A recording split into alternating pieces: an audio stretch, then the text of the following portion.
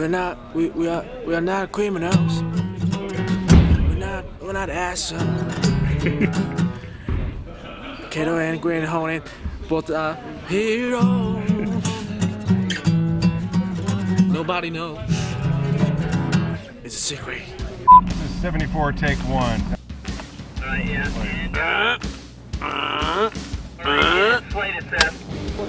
think we found the one thing cooler than Kato. 4 Katos.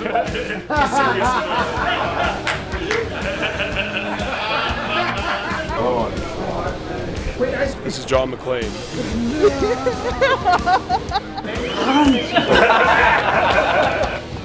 Really getting a full body workout. The key to playing an action star is exercise. I've seen something really good.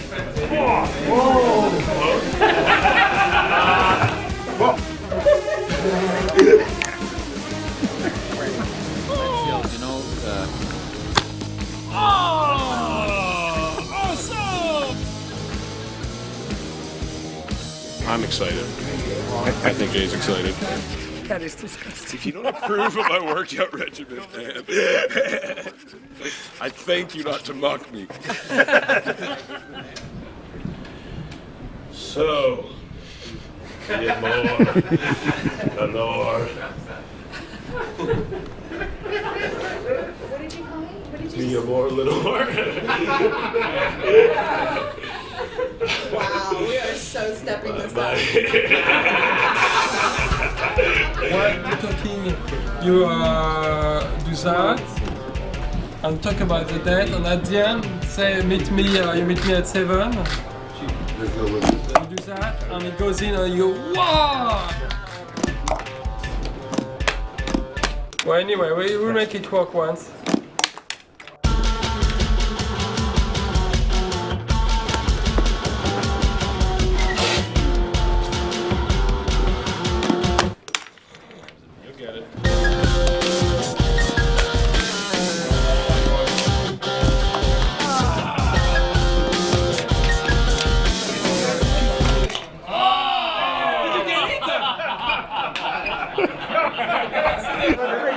We're not partners. I'm the hero, you're my sidekick. I'm Peter Pan, you're Tinkerbell. Hook, Smee, Dorothy, Toto. I'm Regis, you're Kelly. I'm Harry Potter, you're Hermione. Or Ron Weasley, depending. Tintin, that other guy. Wait, what's his name? Bilo? Milou? I'm Tintin, you're Milou. Asterix, Obelisk. Scooby, Doo. Fraser, Niles. When I decided to run for district attorney, I knew I'd have to make a speech. The problem was the writers of this film decided not to write me a speech. So what I'm going to do is talk to you about things in my past, strange things I've done. When I was a little boy, I used to like to dress up in women's clothing.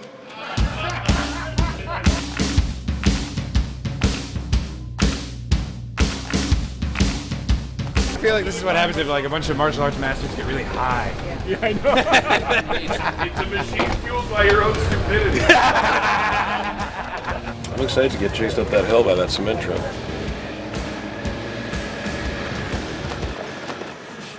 Well, I didn't mean to do that. Today's been a rough one. My pants! These are pads just for my life. I'm clumsy, bump into shit. And one thing I've learned is if they offer you pads, take them. Oh no!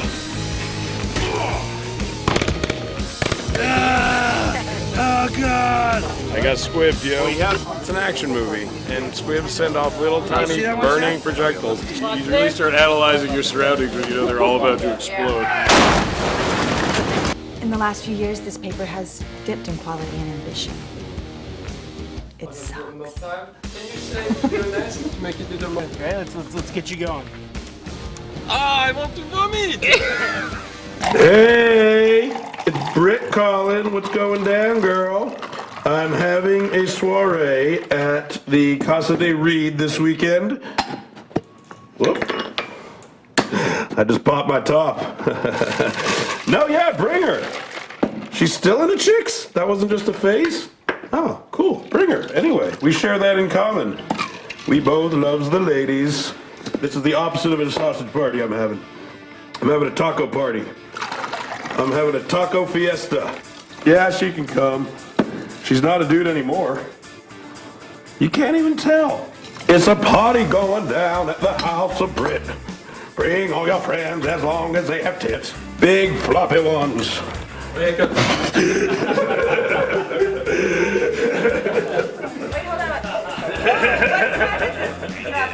Yeah, it's a perfectly done Rubik's Cube. Finished Rubik's Cube.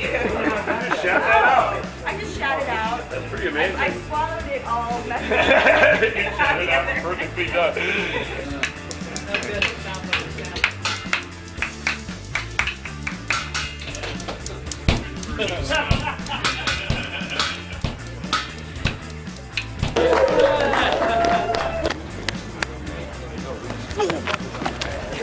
Confused? You should be.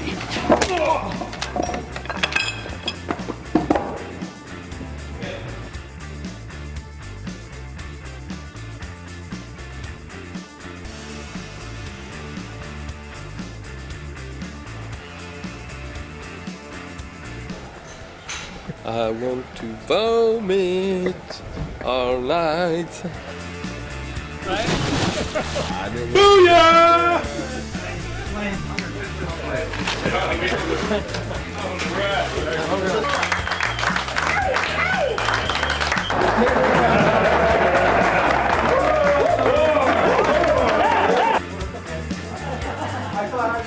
That's the end of the movie. It's over. We're out of here. Peace. Have you seen these commercials for vagina wipes?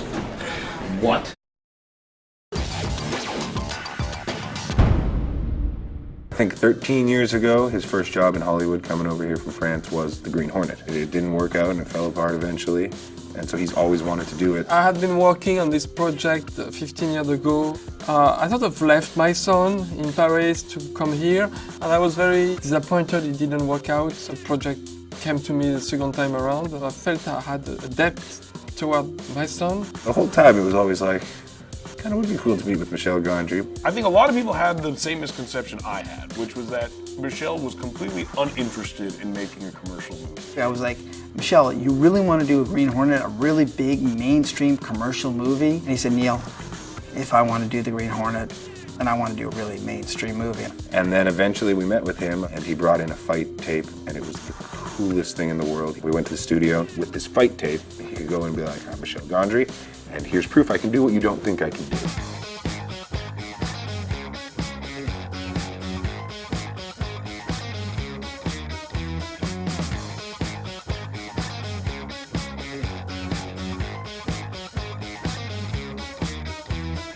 The fights with Kato had to be truly spectacular and unlike anything anyone had ever seen. So what we went into the movie with was this idea that Gondry had to go into Kato's eyeball and kind of be able to analyze a fight before it happened and be able to move at a speed that was so fast that before one guy he punched had even landed, he was off punching the second and even third guys. Yeah, me and Michel were talking about how it'd be cool to see what Kato has pinpointed as key elements in the moment that is about to occur, and then in the moment of action to follow, you will understand why each element was highlighted as he utilizes them in a fight.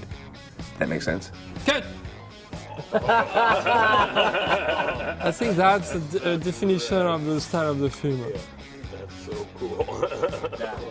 Kato Vision, it's taken a lot of steps evolutionarily. I mean, the very first thing Gondry showed us was this very simple two guys fighting in front of a black background, and one guy would get punched and he'd kind of float there, and the other guy would move around him and punch him again while he was still floating there, and it was very simple but impressive. Basically, the idea is in editing, I cut the time on one side and not on the other side of the two fighters. So one is beyond the timeline, and then you switch this delay to the other one. So one goes faster, the other goes slower, and then it switches to the other. So the time stretch and becomes the same when they actually have physical contact. been asked to do some odd things before. This one's especially odd today. He has this idea that as we go through flashbacks and Cato vision and whatnot, you know, every time you see an image, a small element of that image is retained, and ultimately these leftover elements come together to form one grand tapestry, if you will. Everything in this little insert dream sequence has something to do in our movie. The body, the tree that's going to be on fire, the syringes, and there's wigs up there. There's 10 wigs that they've asked us to blow up into the air. Have you seen it with all the wigs going? Yeah. Awesome. It's hideous. It's hideous. Very hideous. I'm not sure why or what, but here we are doing it. It's going to be cool, I think. Michelle comes from a background of a childlike imagination. And essentially, it's as if you've taken this child's imagination and given him the tools to execute anything they would want to do. And this is the thing about like Michel Gondry that I don't think, like I think he has a lot of tricks up his sleeve as a director, and there are things that like when you're shooting it you really have no idea what he's going to do with it. But I know that sort of in the end I trust him enough to know that he'll put that stuff together in a really interesting way. We have a scene in this movie that actually could be one of my favorite scenes, which we call the roundup scene, which is really Gondry-esque. One guy tells another guy, and they keep going on and on and on. The way that it's going to look in the movie is it's going to be on one screen. There'll be two people talking, and as soon as they split and go their separate directions, it'll look like the camera follows each of those guys going each direction. The first guy talked to two guys in a bar. Then we separate them all in a split screen. Then they both walk on different directions. As they walk on different directions, the screen split, and you follow him on him. Oh wow! It's a little bit of a mystery that's trapped inside Michel's head, and he's been explaining it little by little, and as the night's gone on, we've seen what each of the pieces is coming together, and I think finally people are starting to understand at least how we should shoot the shots for the night. We actually see the word spread around the city, where you see the screen split and split and split.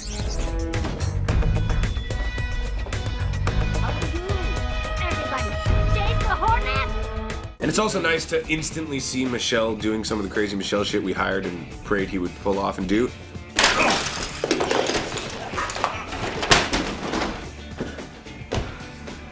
So yeah, the TV fell on the ground and created kind of a cool pattern, and Gondry wanted to use that pattern in the fight. Oh, they should have a fight on that, like. Warning, ideas. Where's the storyboard on it? Okay, we put the camera down. We have Brit landing there, and Kato comes here and punch him. And at first I was resistant, but I have a new motto. I just say whatever you want, Gondry. Frame set. Oh, from over there? Yeah, when you mix up. Like that kind of? Yeah. Okay. And it's been working really well.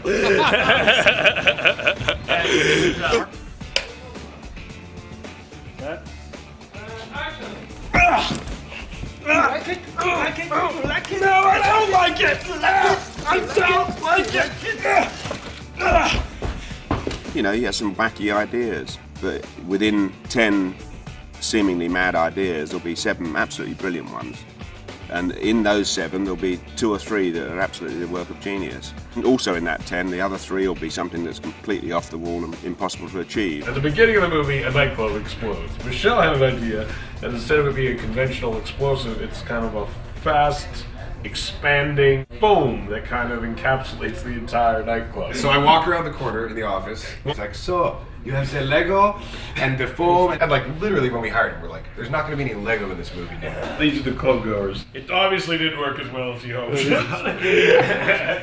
When we first met him and he told us his favorite movie was Ghostbusters, that's when I realized like, oh, he's completely different than I thought he would be. He's like a funny guy. He's like seems like a comedy director more than anything, you know?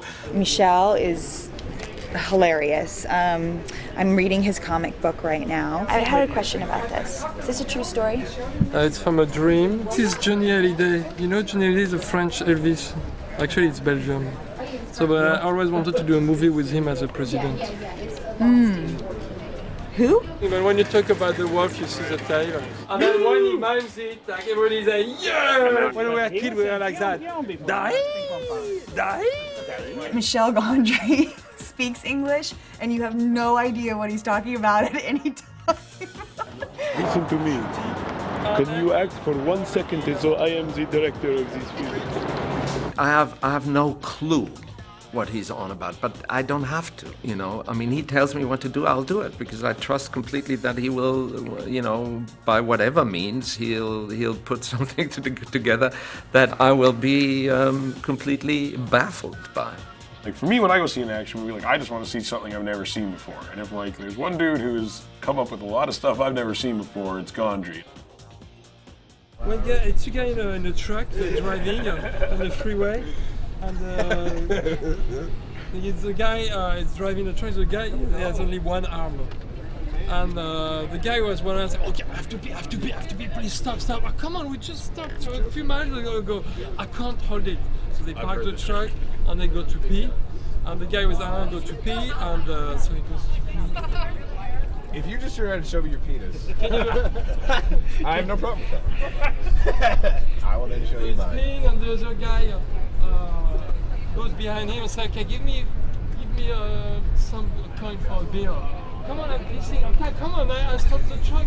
Give me some money for my beer." The guy was one arm. How much do you need?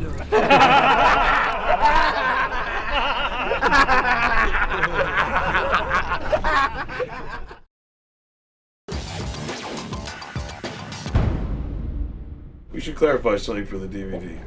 We are on page 97 of the script. We start filming in 5 months, and what we're doing right now is figuring out how the movie ends. This is how we type. Our goal was to make a huge action movie. That was our intention, was to make a big, huge action movie that explored the hero-sidekick relationship. It's like, I'm the type of person that needs this guy to bring out my potential. That's all it is, and that's like what a relationship movie is. I mean, that was something we'd honestly been trying to write for years. We had like 5 other ideas. We had like the first 5 pages of several scripts about 2 guys trying to become superheroes. And it involved a lot of just discussing, like, what do people expect from superhero movies? Well, we just kind of wanted to really dissect a lot of superhero movies in general. Normally, it's like the hero is the one who does everything and the sidekick is the one who helps him. And right away, we wanted to flip that and make it that the sidekick was the one who does everything. In most of these movies, in Spider-Man and Batman, the father is always this great role model who instills this wisdom on the kid. And in our movies, the father's a dick, basically, who the kid hates. Trying doesn't matter when you always fail. The villain is always this person who's extremely eloquent and secure and in charge of everything, and our villain is completely uneloquent and insecure. Decapitated statues. I decapitated real people. I think the real challenge and goal was to take the things that people liked and make it part of the movie, so if you'd seen the show, you'd be satisfied, but do it in a way that if you'd never heard of the Green Hornet before you saw our movie, you didn't feel like you weren't in on what was happening. Something as small as like when we're in the elevator, it's like Hornet gun, check, missiles, check. What's the worst? Missiles? 4 missiles left. Hornet gun? Check. Machine guns? Check. Does it drive? I mean, that was in every episode of the show. So if you've seen the show, it's something that you'd be, oh, they're doing the thing from the show. But if you've never seen the show, you're not thinking, what the hell are they doing? Ah, it must be something from the TV show. Since there isn't any real info on the guy's identity, what do we call him? We needed to make literally the reason I'm called the Green Hornet a part of the story and the emotions of all of it. The Green Bee. Yeah, like the fact that they have this crazy car. That was something we really had to justify. We had to make Kato a mechanic. Your dad made me do this kind of stuff over the last few years. Old man was getting paranoid, huh? Like if you look at the TV show and you look at our movie and if you were to tell someone like the TV show starts like 5 years after our movie takes place, like it would work perfectly. Like there's no lapse in logic and like we didn't completely destroy anything that they created or anything like that. What we really tried to do was like justify how 2 guys would actually become the Green Hornet and Kato. We saved those people, man. We saved their lives. So here's what I'm saying. We keep doing this. We do that every night, I'm saying. We knew that, like, me as a superhero is not what people would expect. One could call it preposterous. Exactly. So to play into that idea, to start with something that you could totally see me as, which is a moron who drinks all day, and slowly turn that guy into a superhero became something that was interesting. I don't even think you have a plan. I do have a plan. I just haven't told it to you yet. And it's amazing, okay? Not only did he have no superpowers, he wasn't particularly intelligent in any way. He just ultimately had a motivation to be a good person. The basic setup is the same and has been the same in all incarnations. He's the rich dude who pays for everything. Kato's the guy who kicks ass and gets coffee. We really tried to keep the relationship exactly the same as a TV show. We just tried to add, what would it be like if they actually talked about this relationship and how weird it was. You say rude thing to me all day, every day. That's not how partners work. We're not partners. I'm the hero. You're my sidekick. Kato knows that he only treated him like garbage because he was insecure. Like, he knows that. Like, think about how many people we deal with in our actual lives that are dicky, but we know that it's because they're insecure, so we forgive them for it. I think it happened today a few times to me. It's beyond apparent he's better at everything. He starts to feel like he's slighted by Britt and that the alter ego relationship is dominating the superhero relationship, and that just because they pretend that he's the butler during the day doesn't mean that when they're superheroes he should be subservient to him at all times. Hey, Kato! Can you make me some coffee? Whatever you can whip up will be great. Lenore, have you had this little bastard's coffee? And the Lenore character had to be restructured a good deal because her character in the show, she knew who Britt Reed was, and she kind of like relayed some messages to him. It was very sexist. And he flirted. With her. She did nothing really on the show. She was a hot girl. Yeah. She is hot. It's crazy how hot she is. A lot of these movies, I mean, the female character just kind of feels like an obligatory thing that's stuck in there, and we needed to try to think of a way to do it where the heroes literally couldn't function without the role of this female character. Gotta get out for the streets. Where the hell are we gonna go?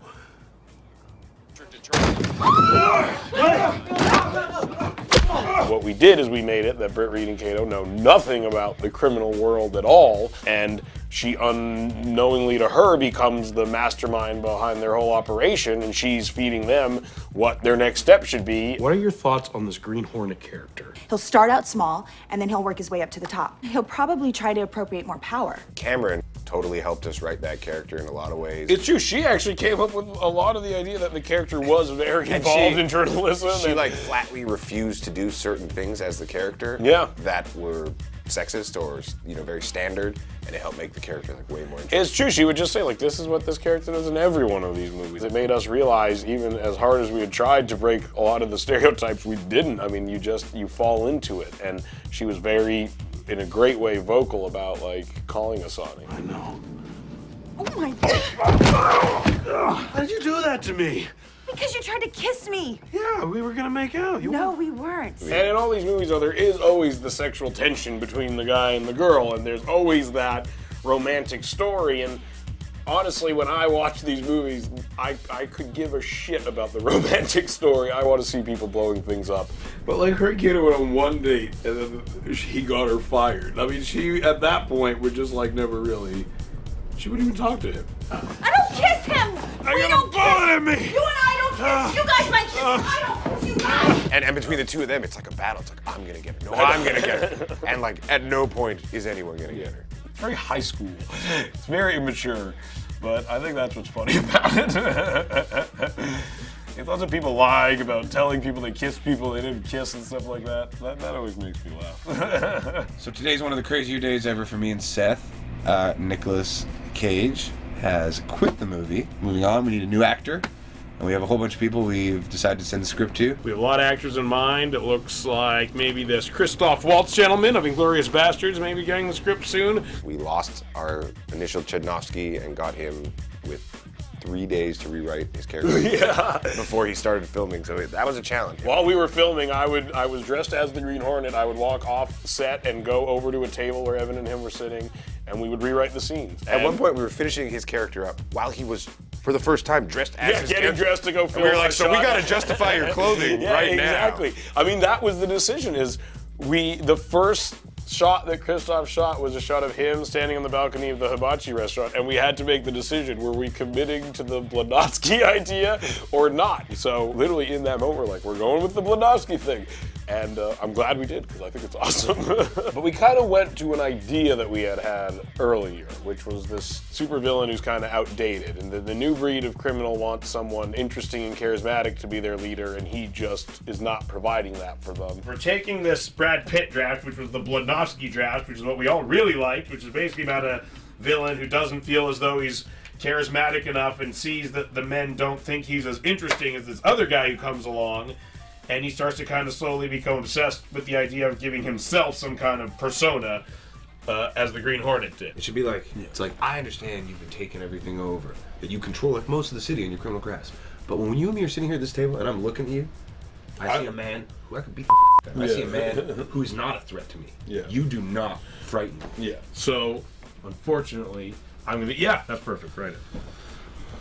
It's good, Evan. I got bittersweet news for you. You're washed up. You're old. You're boring. You're not scary. What, you truly don't think I'm scary? No.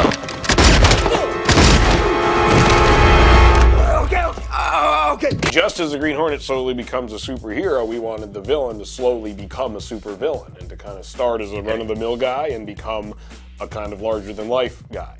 And it's kind of spurred on by the basic feel of when, you know, like one of your friend's dads gets a leather jacket and a motorcycle. Yeah. But it's like really lame. Yeah.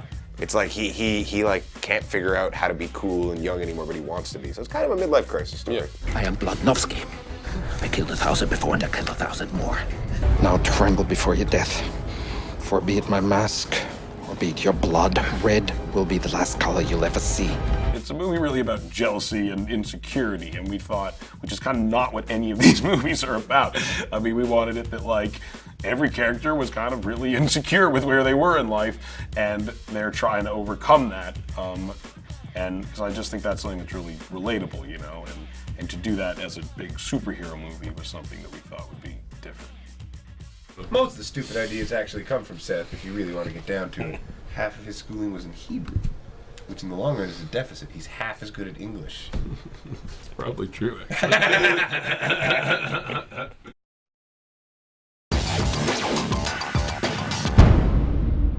The first thing these movies always do is take the car that everyone likes and change it and make it futuristic and weird looking. Well, let's not do that. Why don't we keep the one thing people really, really, really like and recognize about this and try to salvage it? We wanted a car that you could possibly see driving down the street and maybe not think it was a superhero car. It could blend into traffic and not get pulled over by a cop along the way. You could believe it's just a cool looking car. The Green Hornet car, I'm happy to say, is going to be a 1965 Imperial. We've been searching all over the United States for these cars. We're up to, I think, 16 of them now. The car gets here, the next stage is the guys start ripping everything out of it. Once the car arrives, it instantly goes to our teardown stage, which is right here.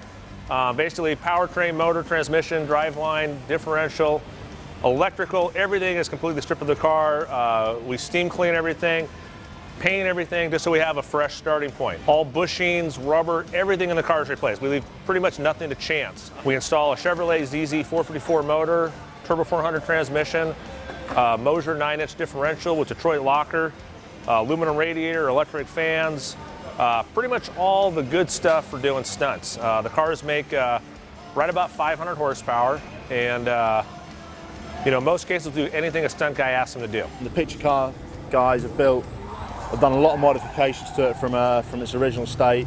It's got all the toys that a stunt driver could ever want. It's an amazingly agile and controllable car. But because it is so long and so heavy, it weighs in at nearly 6,000 pounds, and it has this huge engine, it's very easy to overstep the mark with it. Actually, jump in. I'll take you for a ride. Okay.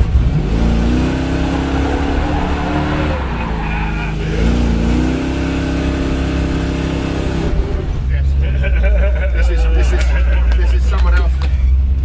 You heard.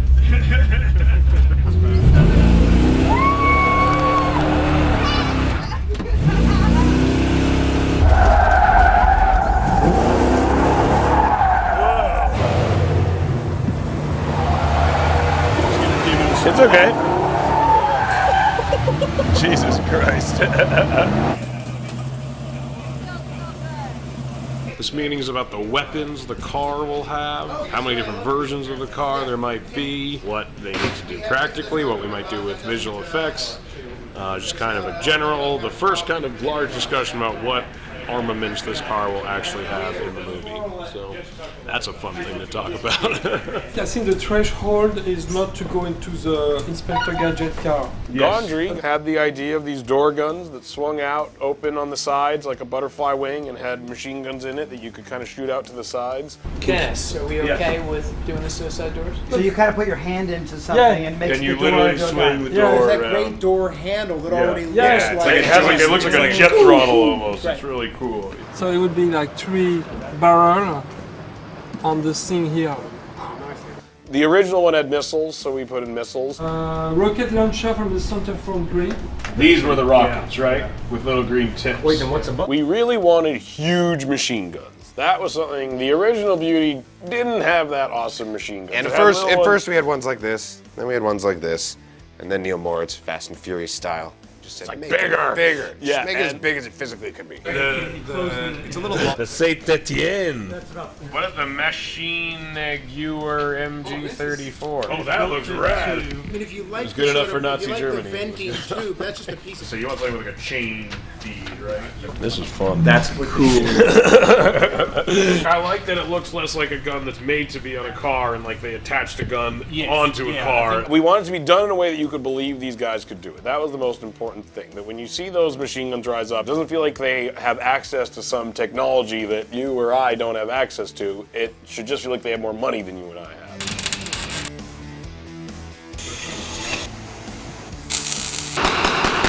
There it is. Oh, it looks good.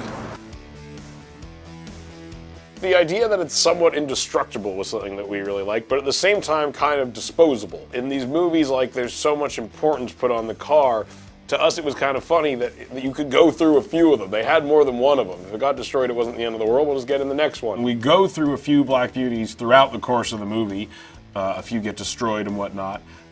So I think all in all, they had to build around 30 of these cars. And different ones did different things. Some had machine guns that moved, some had the doors that opened, some had interiors that looked right. Some were like stunt cars that could drive really well. One was half a Black Beauty. One was an ice cream truck. That's a weird one. Exactly. The Black Beauty shows up today.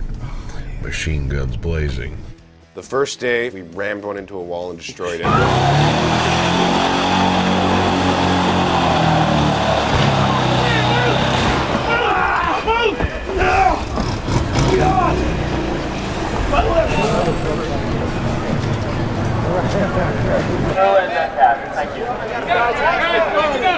There was an issue with the accelerator, and he slammed into a wall and destroyed the car. But movies, we got a second one. Everyone's okay, thank God. This is when it gets scary to write an action comedy, because you feel really dumb if someone gets hurt for your stupid jokes.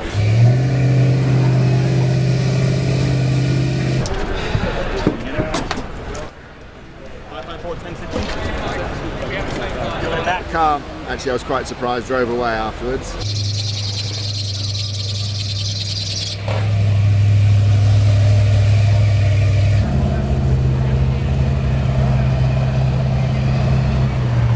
It was so funny because leading up to the movie, I was like, we don't need 30 of these things. And then after the first day, I was like, man, I hope 30 is enough. It was Gondry's idea to drive the car in the elevator. I think it was an idea to cut the backhand off of it. And then, from what I recall, me and Evan had the idea that the half car actually drives out of the elevator through the bullpen. And then we started getting into the idea that the car just becomes less and less as the movie goes on. And like, the scene starts with a perfect condition Black Beauty, and by the end it's literally just 2 seats hanging from a tree. But it looks weird. He reminds me of Gary Sinise's legs in Forrest Gump for some reason. Like, it looks like they're digitally halved. It's funny, like the car is kind of like a guy at the end of an action movie. It's like in these action movies, like in Die Hard, I always think Bruce Willis is all bloody and he's horrible shape. It's kind of how the car ends up, but it keeps on trucking, and that's what makes it the hero.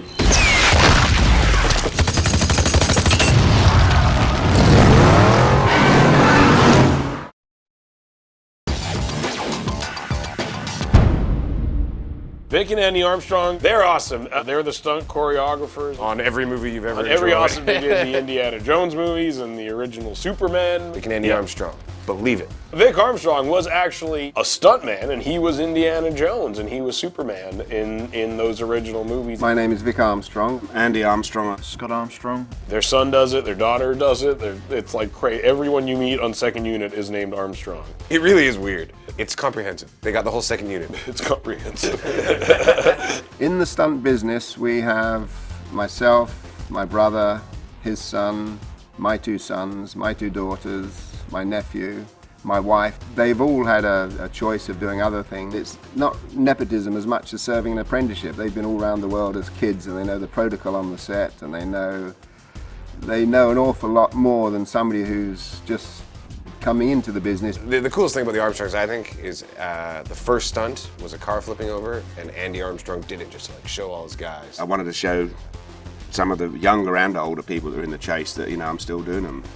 Not just behind the camera. And I thought it'd also be a fun legacy to have done one in the same movie as your son and your nephew. Okay, so this is going to be the first of our many crashes in the car chase. And this is Andy, my brother, driving this car, which makes things a lot worse for me. Now Black Beauty's behind him and shooting him, and he's going to kill the driver, and the car's going to flip over sideways, which is caused by a nitrogen cannon, which is a cannon built into the base of the car with a big plug in it, which is like a bullet, and that fires out, and when it hits the ground, there's nowhere to go, so therefore it fires the car off itself. We've done lots of these, yeah. Everyone's nerve-wracking. It's a crash when you come to it, you know, at the end of the day. I realised at the time that I was sort of strapping myself in for it. I realised I still really enjoy it. I really enjoy the rush of strapping yourself in a car, knowing the next time you get out of it, it won't be on its wheels. It's a good feeling. Okay, Andy, you good? Okay, here we go. 3, 2, 1,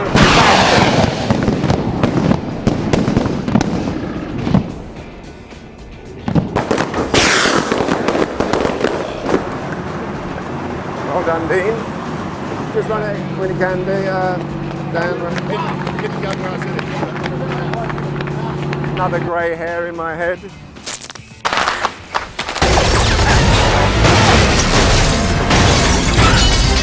We've actually made a very, very good original chase. I think it's going back to basics. We had long conversations about how to do it real, and we would show them the script pages as we wrote them, and they would say, well, we can do this, but this will involve CG, and pretty much anything that involves CG we would take out, or we'd say, well, how could we change this so it didn't involve CG? It's all about doing things practical. We wanted to use miniatures to do almost everything. They didn't let us do We did the next best thing to miniatures. We built real giant things.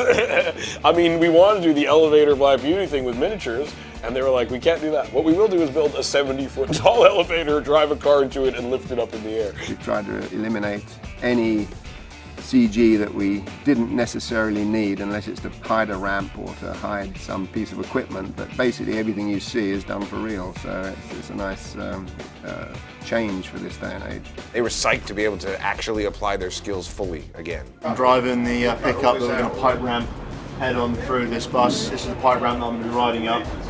My driver's front wheels sort of going to come up through here. As soon as I progress up the pipe ramp, I'm going to start rolling away and out the side of the bus. As soon as I hit this, it's pretty hard to tell where I'm going to go. I think I'm pretty certain I'm going to end up upside down at some point, and I'll be rolling driver's side high. And then just once we hit the ground, see how it bounces. It's pretty hard to tell with a car-shaped object. The main thing is just keeping your head clear. You can't let your emotions and your thoughts run away with you. You've just got to keep a clear head. Car is caged. Scott's wearing the latest helmets and neck restraints and arm restraints and back restraints. But at the end of the day, you're still doing 65 miles an hour and hitting a solid object, going 15 feet in the air and bouncing on the road. So it's nerve-wracking, really. Rolling brake, action on the rolling brake. Here we go, and 3, 2, 1, action!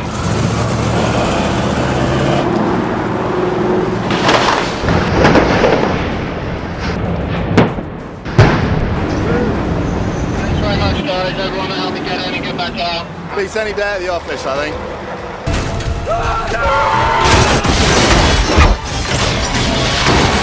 And To me, that's the worst stunt ever, is having to direct your own family doing stunts. It's harder than doing the stunts yourself, I think. There's much more pressure when it's your son and your nephew and you want them to be safe, but in reality, you know, you have to put that amount of diligence and safety into all of them. So at the critical moment, you detach who it is in there, really.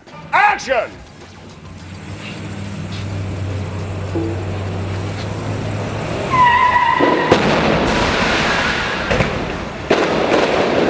That probably comes flooding back as you're running to the vehicle to make sure they're all okay at the end of it. Go, go, go, here you go, guys. You okay? You alright, Dave? He's good. You alright? Good job, buddy. Good job. Lean against the car.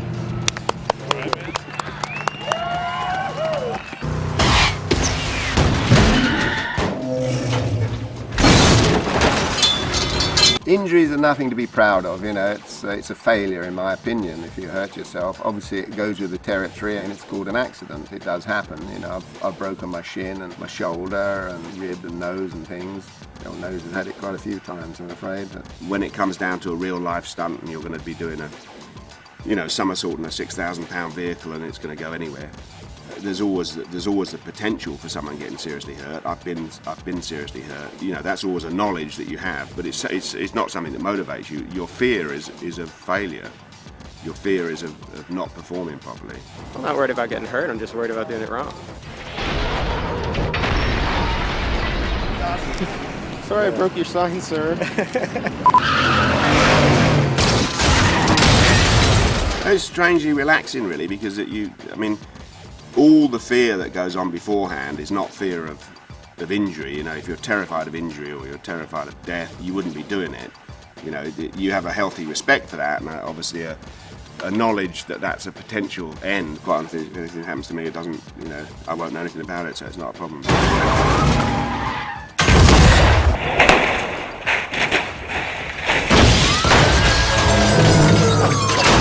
2, 1, rocket!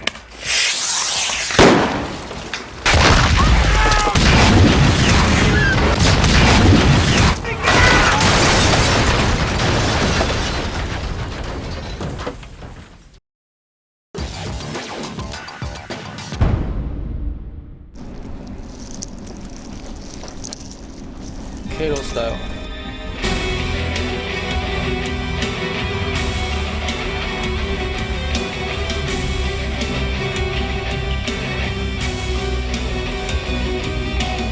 Started auditioning people from all around the world. There was this kid, Jay Chow. I remember we met him first on Skype. It was super difficult to communicate. He was very, I don't know, he was tempting. We actually flew him in from China, and the first time that him and Seth had met, there was just something about the chemistry of these two guys that was just great, even though I couldn't understand Jay half the time. Are you having fun? Very fun. Very fun, good. So, I'm excited. I think Jay's excited. Happening. Nice. We went to the studio and he was like, oh, Jay Chow, he's amazing. He's a movie star. He's awesome. You're like, okay. Made it easy. I can't quite tell how famous he really is. It's kind of something we can't wrap our heads around.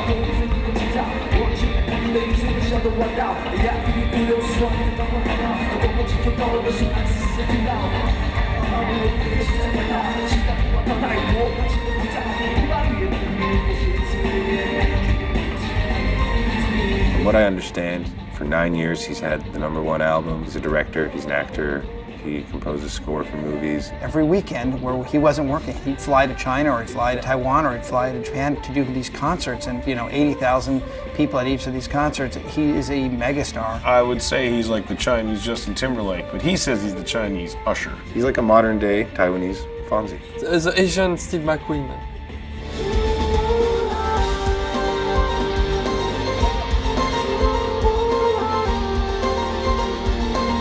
You're the karate guy. Yeah. I'm the strategizer. I don't tell you how to jump kick. Don't tell me how to make the plan. Cappuccino, extra foam. Thank you. Kato can kick ass, and he's an amazing martial artist, and he can build all these crazy cars and stuff like that. He's extremely charismatic and just awesome. He's Bruce Lee, for Christ's sakes. And of course, there's a difficulty to assume the legacy of Bruce Lee, who has this aura that's gigantic. But all it was is that he was cool, basically. So in the writing, we really just wanted to like explore who this guy was and what type of guy would be the type of guy who had all this amazing potential but never acted on it. Nice to meet you. I'm Kato. And everybody knows how complicated it was to find the right Kato. We kind of went with a more straight man, strong, silent type guy. And what Jay does very well is he emotes a lot with saying very little, and he portrays a real level of coolness at all times, which ultimately was very funny, played against my spastic nature. He does everything we thought he would do, but way cooler than we thought you could do it, because we're not cool. When he joined on, he said, you know, I don't want to do Bruce Lee, I just want to be Kato, and I'll do that my way. Bruce Lee is a legend. His Kato is a classic. Nobody can replace him, so I try to be myself. You just look at him and you're like, damn, it's a cool dude. I did love training, fighting, driving, and English. It's funny, his English is not great, but who am I to say anything about that? For me, it sounds perfect. Yesterday, Jay pointed at Michelle and said, I speak better English. That's it was really funny. Well, yeah, sometimes. Eventually we did some research and people were like, you know, he doesn't speak English that well, but he will. Like, he'll just work his ass off in a way you've never seen. And he did. Asshole. Yeah, make it long. Asshole. Asshole. Good. Asshole. English is very important. Conversation with Cameron Diaz.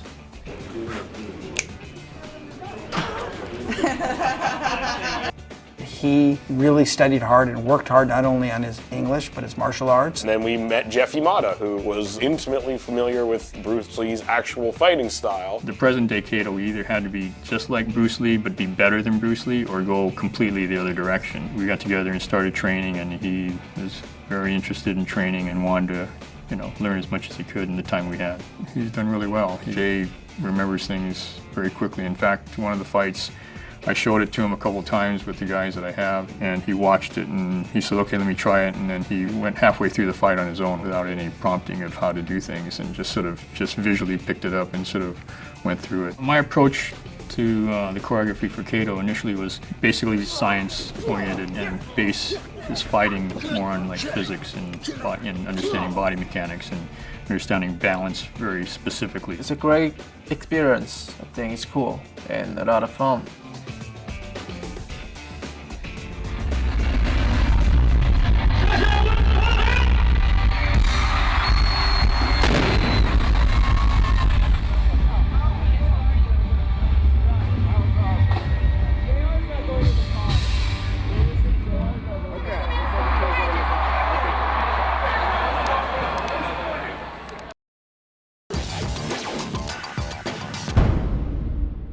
We were told by our production designer, if we build a set, we should destroy it. We're here outside the Pony Room, where Chudnovsky, played by Christoph Waltz's character, is introduced. And let's just say, it doesn't fare too well for the people in the Pony Room. We're shooting Christoph and his merry henchmen walking out of the nightclub and then detonating a bomb. We're gonna blow the out of this water. Christoph and them are actually in the shot. They've instructed everyone else to get around 100 feet away, but our lead actors are standing right in front of it. Nothing comes as a surprise, so everyone knows where they're going to go, where they're going to be when the bang goes off. Fire in the hole. And 3, 2, 1, go!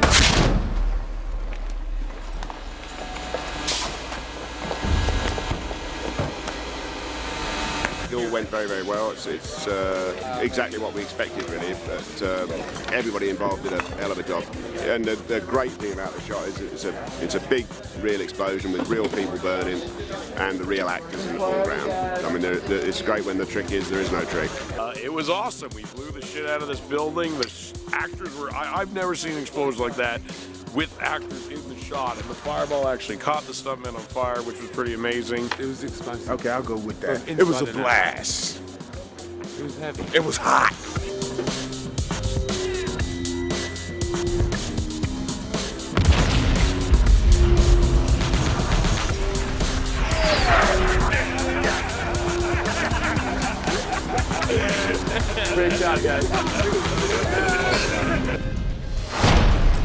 Through the wonders of movie magic, the Pony Room is actually in the same alley as the back of Gunpachi Hibachi restaurant, which is right over here. Now, why is it like this, you may be asking? Because we couldn't actually blow up the back of Gunpachi Hibachi is the answer. For some insane reason. Where's Reed? Guess. Oh. Any of you move, you're dead. Bluff! Bluff! Eradicate! We're here today to shoot the big hibachi restaurant shootout. We get rushed by around 400 gang members all wielding guns. And we kind of hold them at bay, and then Kato blasts out the back wall of the restaurant with a missile from the Black Beauty. And after the dust has settled, me and Kato make a break for the exit.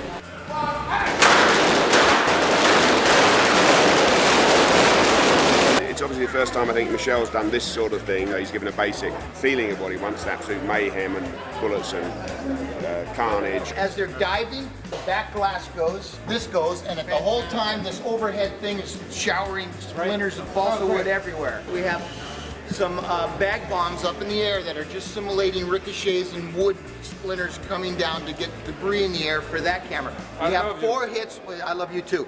Here we go, ready, and 3, 2, 1, action!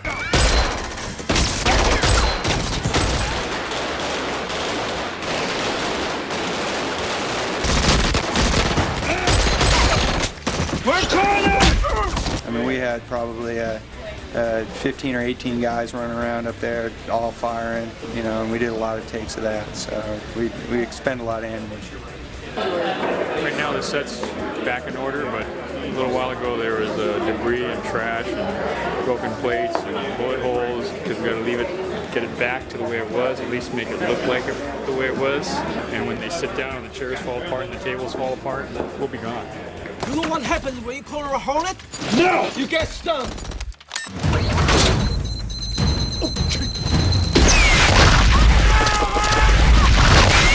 This is the back of the restaurant where Kato and Chudnovsky meet, and then the Black Beauty fires a missile into the wall and blows up a bunch of people. And that's what we're about to do. We've been here for about 3.5 hours setting up. They've been practicing all of the stunts, the guys flying, and everybody's got the beats in place. 3, 2, 1, action! Action! Action! The rocket's going to be on a wire. It's going to go through the foam wall. Say we have 18 grain primer cord laced throughout the wall. Got 2 mortars here, 2-ounce lifters in each mortar. Trajectory of the rocket is the yellow caution tape that we've put up. 3 air mortars blasting the debris out, all on 2 buttons, simultaneously pushed. We're going to get a big hole all in here. This thing here is all balsa wood. You really start analyzing your surroundings when you know they're all about to explode. Ready? And let's roll cameras, please. Rolling camera. Everybody speeding. We're set. Ready. Here we go. Ready, and I can start walking, and 3, 2, 1, rocket!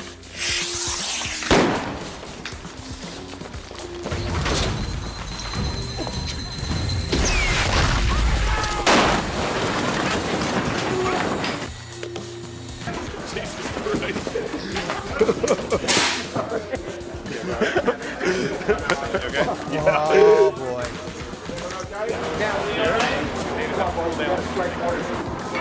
That was a cool explosion.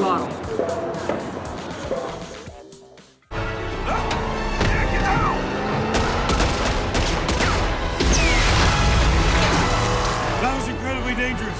We're here at the first day of filming on the set of the elevator part of the Daily Sentinel lobby. Car smashes through here. Boom. I press out. I hit the button. Beep. The car lifted up and smashes all this glass along the way, and the glass kind of starts sawing through the car a little bit. and then the butt end gets sliced off, falls and crushes these poor guys. It would be the sort of an angle. We're doing 2 passes. We have the first pass with our drivable Black Beauty. We're now going to drive into the elevator, and then tomorrow we'll come in with another car that's rigged to be sheared in half, and the elevator raises through the floor above. And we have the car squibbed with sparks and bullet hits and burger bombs, and we're going to be shooting at it with capsule guns. It'll be a lot of mayhem. Here we go, ready, and back in action! Drop me by the elevators, I'll take it from here.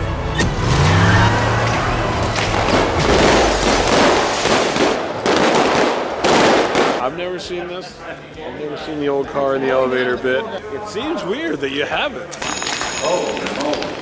All right now, we're about to do something crazy. We're gonna put this car, we're gonna take it up the elevator, cut it in half. Here we go. This car is really going up.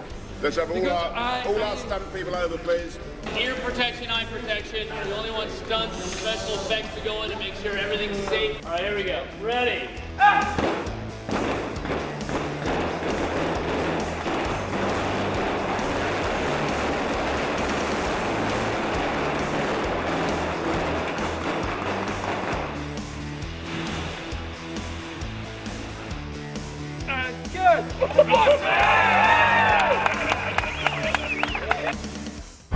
What's the worst? Missiles? 4 missiles left. Hornet gun?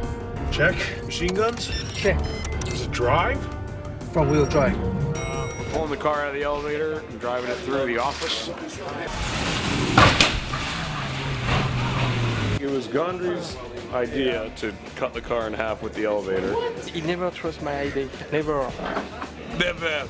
I'm literally sitting in a half car. Yeah, how long it took me to convince you? And then, from what I recall, me and Evan had the idea that the half car actually drives out of the elevator through the bullpen, and Gondry thought that was bullshit.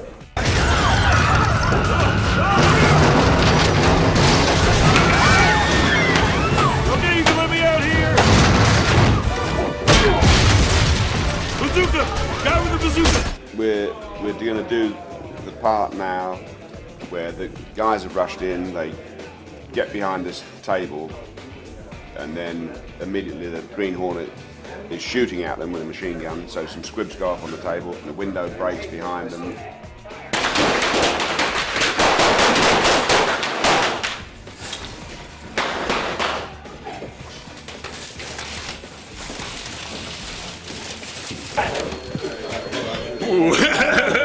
We're going to shoot a missile out of the Black Beauty that's going to go rocketing through this conference room here and end up hitting the back wall over by Britt's office in the back. We're obviously not firing a real missile in this room. That's going to be added with computer graphics and post at the end. At each of the points that the missile hits something, there is going to be a real effect that happens on the set. There's a big charge that's in the that's in this cubicle over here, and then there's a huge explosion that happens in the back. They've got a desk that's got a cable on it that's going to yank it out of the side like there was a giant explosion.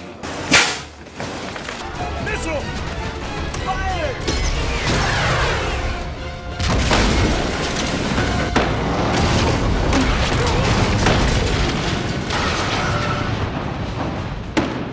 The car crashes through the other window, hits the table, which is vertical, and pushes it round against this wall and squashes the guys through the wall. Pull, pull, pull, pull, pull, pull.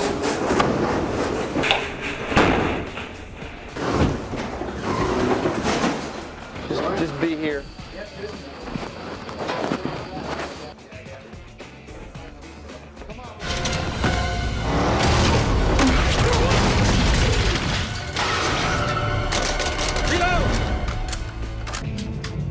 Kato, they're here. Go be a journalist. I'll kick ass.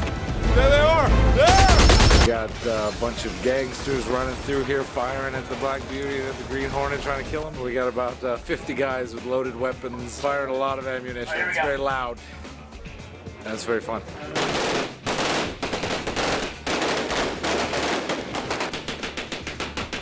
What's he saying? Want you to run out there and shoot the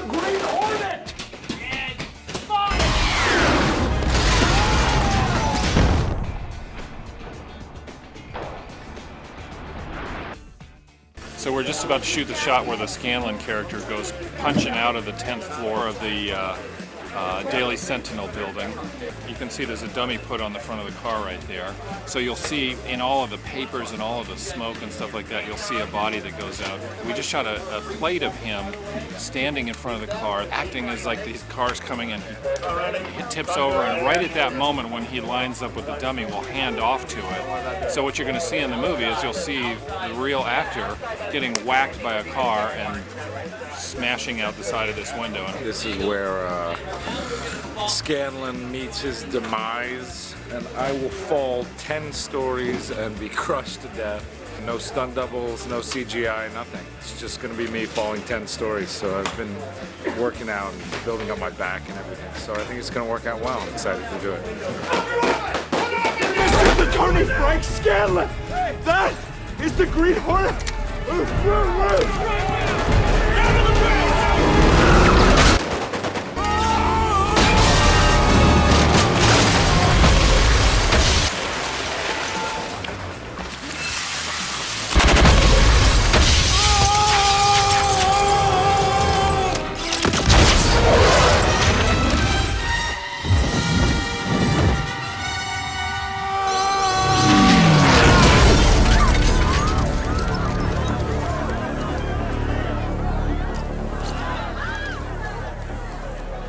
Like, yeah, originally we were saying, like, the whole action scene ended in the printing press room, but we could destroy all this other stuff. Okay, let's destroy the office, too. And we rewrote a lot of the action to accommodate Owen's wishes of destroying every single thing that we build.